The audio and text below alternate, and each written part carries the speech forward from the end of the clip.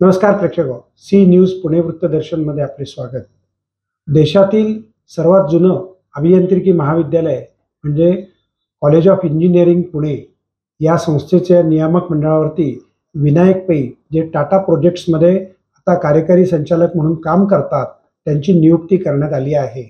यावेळेला त्यांच्या ज्ञानाचा फायदा, त्यांच्या कॉन्ट्रॅक्टचा फायदा COEPच्या विद्यार्थ्यांना होईल आणि नवीन तंत्रज्ञान AI सह विद्यार्थ्यांना देण्याचा प्रयत्न राहील असं त्यांनी यावेळेला सांगितलं। नाही, आजची जी पत्रकार परिषद इथे झाली COEP मध्ये, त्याच्यात आम्ही बऱ्यापैकी फ्युचर डायरेक्शन बद्दल बोललो की आमचं मेन जो इम्पेटस असणार आहे तो student experience, developing a strong pipeline of talented students for the Indian industry, हा आमचा कॉर्नरस्टोन आहे फ्युचरचा। आणि त्याच्याकरता रिसर्चमध्ये कसं आम्ही जास्त भर देत आहोत, इंडस्ट्रीबरोबर कनेक्ट करून, आणि आमचं जे नवीन चिखलीमध्ये कॅम्पस आहे त्याच्याबद्दल पण आम्ही बोललो, जे आता फेब्रुवारीमध्ये तयार होणार आहे।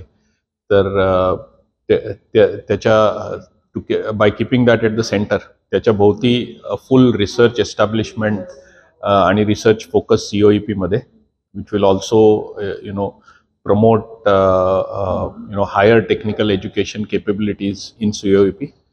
आणि we also talked about की नवीन कोर्सेस चालू करतोय, बऱ्याच कोर्सेस ॲड करतोय, बऱ्याच कोर्सेसमध्ये ॲडिशनल स्टुडंट्स घेतोय, ज्याच्याने आम्ही व्हॉल्यूम्स पण COEPचा आउटपुट वाढणार, कारण त्याची फार गरज आहे महाराष्ट्राला, देशाला आणि जगाला।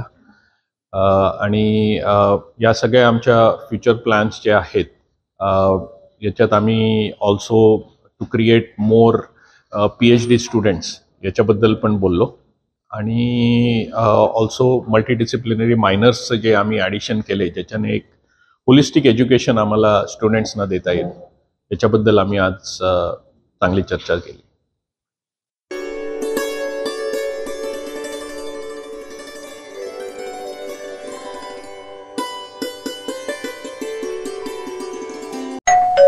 अहो उठा ना, ऑफिसला नाही का जायचं? अगं मला आज फ्रेशच वाटत नाही, काही करायची इच्छाच नाही। अहो मग तुम्ही आजपासूनच न्यू युनायटेड फार्मसीचे गुड मॉर्निंग चूर्ण घेणं सुरू करा। अपचन, मलावरोध, बद्धकोष्ठ, आम्लपित्त आणि पोटाच्या तक्रारींवर खात्रीशीर आयुर्वेदिक उपाय गुड मॉर्निंग चूर्ण। 35 वर्षांपासून सगळ्यांच्या पसंतीचे गुड मॉर्निंग चूर्ण औषधांच्या प्रत्येक दुकानात मिळते।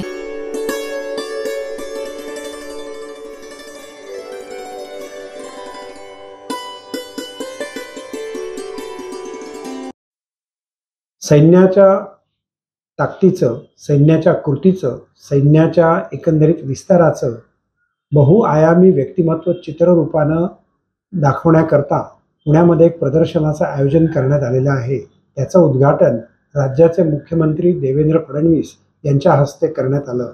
त्यावेळेला त्यांनी सैन्य दलातनं जे विविध प्रकारचं कार्य चालतं त्याविषयीचं कौतुक करून ते म्हणाले की आपली सुरक्षितता हाच त्यांचा प्राधान्यक्रम असतो।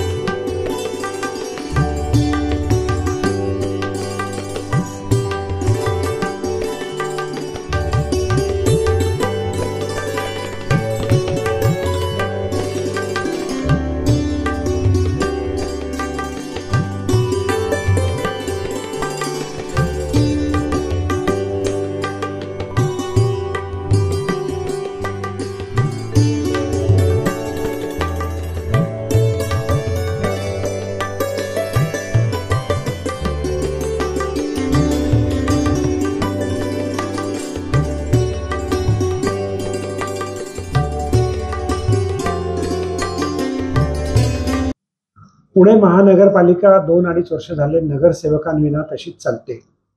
प्रशासनातली लोक ते काम करतात, पण त्याच्यावर नागरिकांचा अंकुश आणि प्रतिनिधी नाही.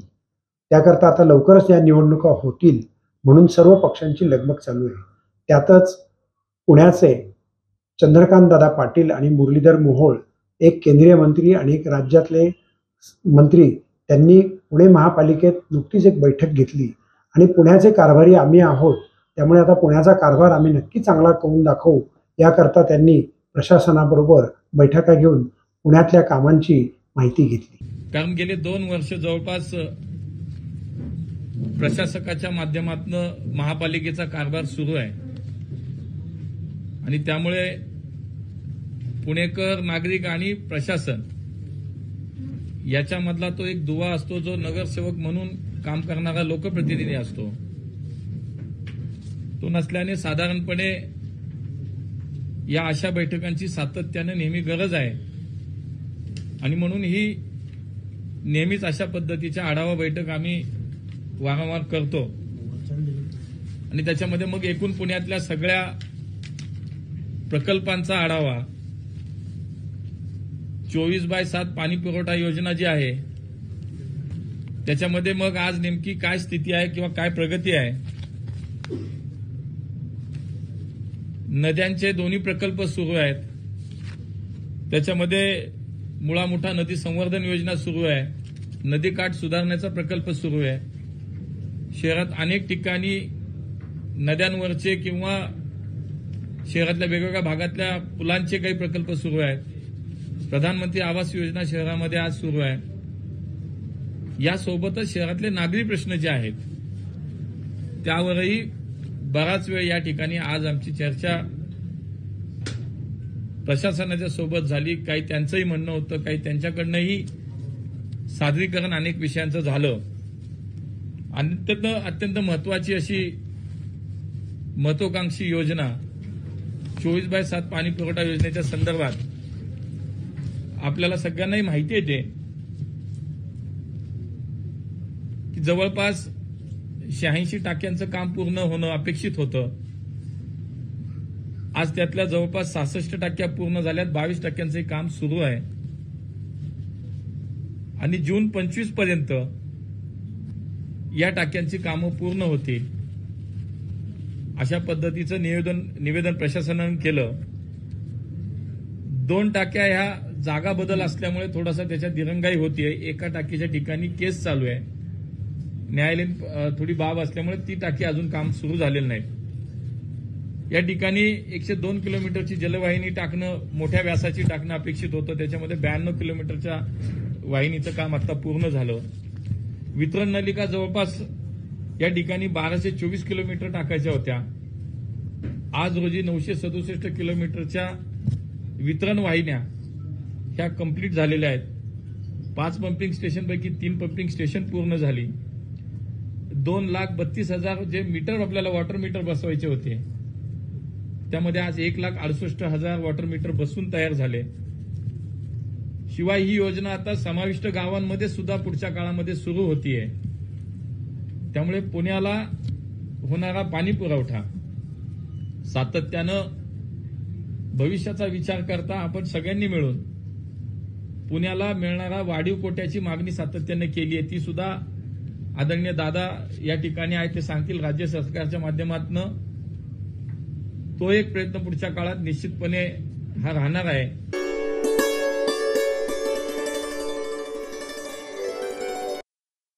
पुणे शहरामध्ये अतिक्रमण मोठ्या प्रमाणावर झालं आहे.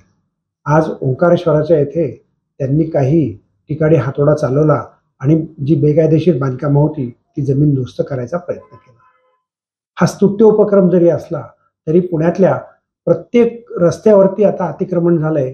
त्याकडे हे अतिक्रमण खाते लक्ष देईल का असा प्रश्न नागरिकांच्या मनात सहज येतो.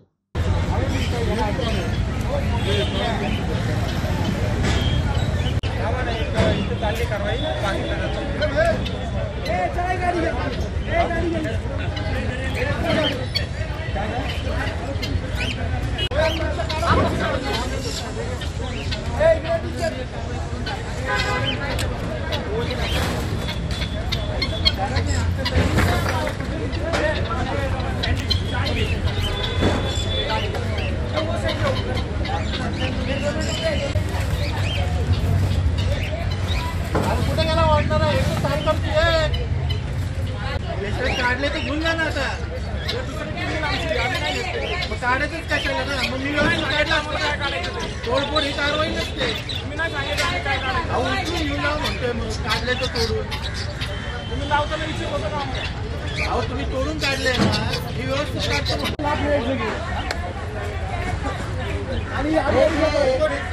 योग्य तुमचं काम कशाला तुम्ही काय मनाने येणार आहेत का? फक्त प्रेस झाली मी होतो प्रेस